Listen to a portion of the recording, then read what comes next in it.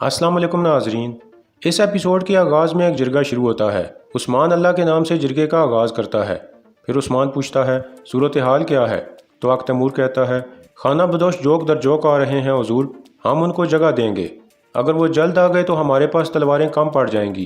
ये सुनकर उस्मान कहता है माशाअल्लाह, वो बरकत के साथ आएंगे। बहिंदर साहब, अब आप सूरत हाल बताएं।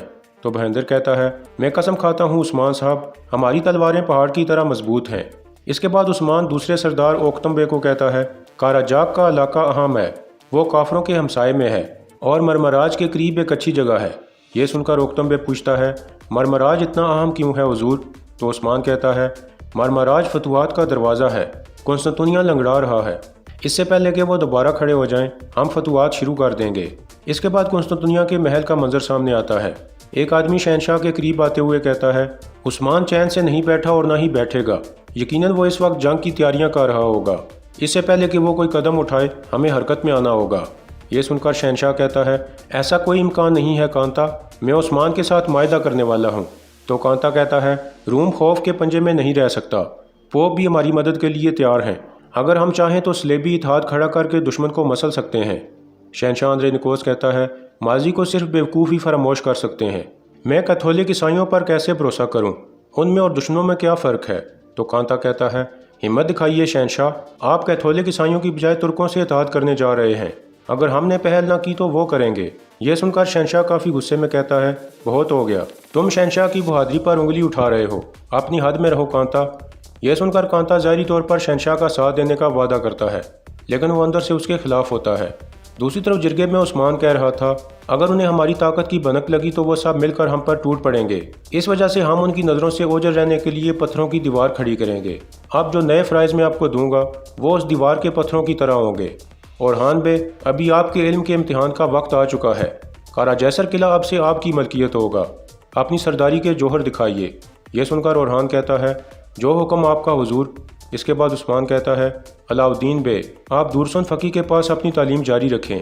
अलाउद्दीन कुछ उदास होकर कहता है जैसे आप मुनासिब समझें हुजूर। ये कहकर वो कुछ सोचने लगता है, जबकि उस्मान अपनी बात जारी रखते हुए कहता है यानी शहर के कमांडर का फ़र्ज़ आप निभाएंगे अक तैमूर। इसके बाद उस्मान सब सरदारों से मुखातिब होकर कहता है यानी शहर में बहुत बड़ा बाजार कायम किया जाएगा, हर तरफ से ताजिर आएंगे, इस वजह से हम पर भारी जिम्मेदारी आयद होगी। यह सुनकर बहिंदर बे कहता है तुर्कों को तिजारत की ज़रूरत है हुजूर, इस वजह से अपना माल हाजिर करते हैं। यह कहकर बहिंदर बे इशारा करता है तो उसके दो सिपाही सोने के सिक्कों से बड़ा संदूक सब के सामने रख देते हैं। फिर बहिंदर बे कहता है यह जहाद से हासिल शुदा माल गनीमत है। तो उस्मान कहता है यह सरदारों का जिरगा है, सल्तनत का ख़जाना नहीं, इस सोने को फ़कीर फ़ुकरा में बांट दीजिए। तो बहिंदर बे कहता है हमारे इलाके में कोई ज़रूरतमंद बाकी नहीं रहा, आपकी मेहरबानी से हर शख्स खुशहाल है। आपके नाम पर कई सोने के संदूक मुख्तास कर चुका हूँ, ये उनमें से एक है। उस्मान कहता है तो फिर नसिया दरख्त वालों में तकसीम कर दीजिए, ओक्तम साहब के बकौल वहाँ ज़रूरतमंद मौजूद हैं। यह सुनकर बहिंदर बे रजामंद हो जाता है और हर हाल में उस्मान का साथ देने का वादा करता है। इसके बाद उस्मान कहता है मशरक़ से मंगोल और मगरब से रूम, हम दोनों तरफ से हमलों की जद में हैं।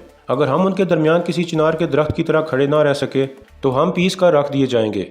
हमारी तादाद कम होने की वजह से खौफजदा मत होइएगा। ये चिनार का ऐसा दरख्त है जो हर गुजरते दिन के साथ फल फूल रहा है। मजलूम इस दरख्त के साए में आफियत महसूस करते हैं, यकीनन इसको काटने की कोशिश करने वाले भी होंगे। इस वजह से अगर हम मुतहद होकर दुश्मन की तरफ ना बढ़े तो हम जालिमों के साए में महबूस हो जाएंगे। हम अपने इत्तेहाद के जरिए मगरब पर भारी ज़रब लगाएंगे। हम इंसाफ का बोलबाला करने वाले हैं। चैन से बैठना हमारे लिए मुनासिब नहीं है, जब हम चैन से बैठेंगे तो पीछे धकेल दिए जाएंगे। हम अपनी आखिरी सांस तक काफिरों की तरफ बढ़ते रहेंगे और अपनी हिम्मत के जरिए जालिमों पर दुनिया तंग करते रहेंगे, यहाँ तक कि इस्लाम का परचम पूरी दुनिया में लहराने लगे। इतने में सिपाही सुंगर इजाज़त मांगकर अंदर आ जाता है और उस्मान को एक खत पकड़ा देता है।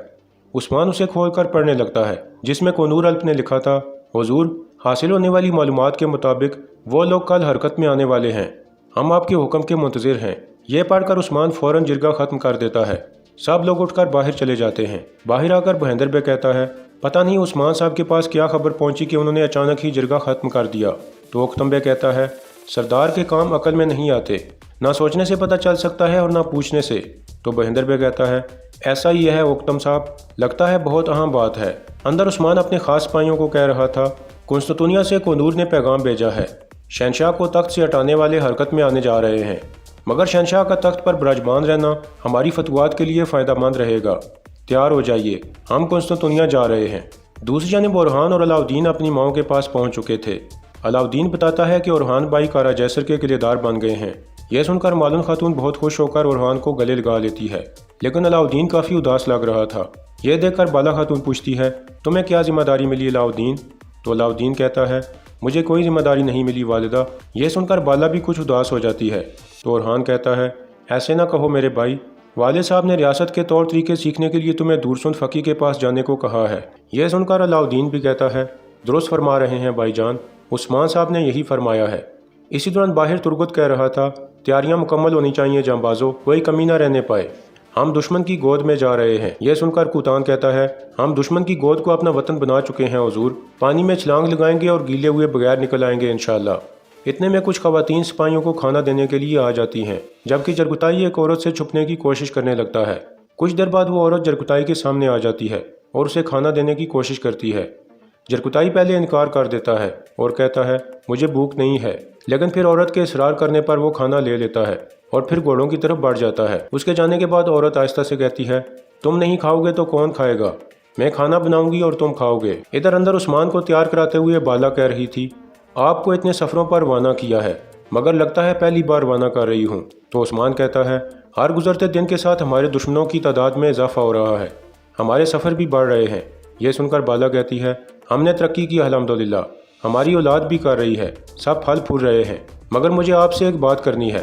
لیکن پھر بالا کچھ کہتے کہتے رک جاتی ہے اور سفر اچھا ہونے کی دعا دے کر بات ٹال دیتی ہے۔ عثمان اس کا شکریہ ادا کرتا ہے اور پھر باہر کی طرف چل پڑتا ہے۔ اس کے بعد عثمان اپنے سپاہیوں کو لے کر قسطنطنیہ کی طرف روانہ ہو جاتا ہے۔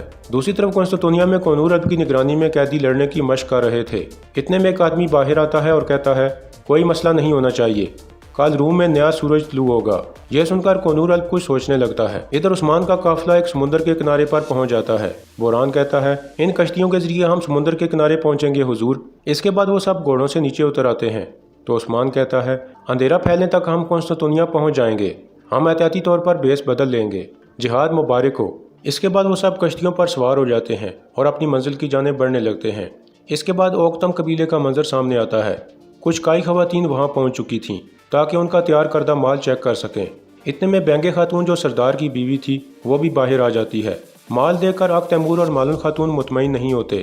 مالن کہتی ہے، یہ زینے متوازن نہیں لگ رہی، ذرا گھوڑے پر رکھ کر دیکھو۔ اک تیمور کہتا ہے، نچلا حصہ بہت پتلا ہے، اسے موٹا ہونا چاہیے تھا تاکہ گھوڑے کا پسینہ پی جاتا۔ اتنے میں بینگے خاتون آ جاتی ہے اور انہیں خوش آمدید کہتی ہے اور پھر کہتی ہے، اگر ہمیں آپ کی تشریف آوری کا علم ہوتا تو شائن شان استقبال کیا جاتا، آئیے تشریف لائیے۔ یہ سن کر مالن خاتون کہتی ہے، اس کی ضرورت نہیں، ہم بیٹھنے نہیں آئے، ہم بازار میں جانے والے سامان کا معائنہ کرنے آئے تھے، مگر اس معائنے میں ہمیں کوئی خوشی نہیں ہوئی بینگے خاتون، یہ زینے گھوڑے پر متوازن نہیں بیٹھتی۔ اتنے میں بینگے خاتون کی بیٹی الججک وہاں پہنچ جاتی ہے اور کہتی ہے، مالن خاتون، چلیے ماہر ترین سپاہی میرے حوالے کیجیے تاکہ میں دکھا سکوں کہ گھوڑے پر کیسے سوار ہوا جاتا ہے اور آپ کو پسند نہ آنے والی ان زینوں پر بیٹھ کر گھوڑے کو کیسے دو ٹانگوں پر کھڑا کیا جاتا ہے۔ یہ کہہ کر وہ گھوڑے پر سوار ہو جاتی ہے اور اپنے گھوڑے کو ہوا میں بلند کرنے لگتی ہے۔ یہ دیکھ کر اک تیمور مالن خاتون سے اجازت لے کر گھوڑے پر سوار ہو جاتا ہے۔ پھر الججک کہتی ہے، میرے پیچھے آؤ، قبیلے سے باہر ایک بڑا درخت ہے، وہاں مقابلہ ہوگا۔ یہ کہہ کر وہ اپنا گھوڑا بھگا دیتی ہے اور اک تیمور اس کے پیچھے روانہ ہو جاتا ہے۔ کچھ دیر بعد وہ دونوں اس بڑے درخت کے پاس پہنچ جاتے ہیں۔ تو الججک کہتی ہے، اب یہ آپ کے مہارت دکھانے کا وقت ہے کائی سپاہی، ہارنے سے پہلے اپنا نام بتا دو۔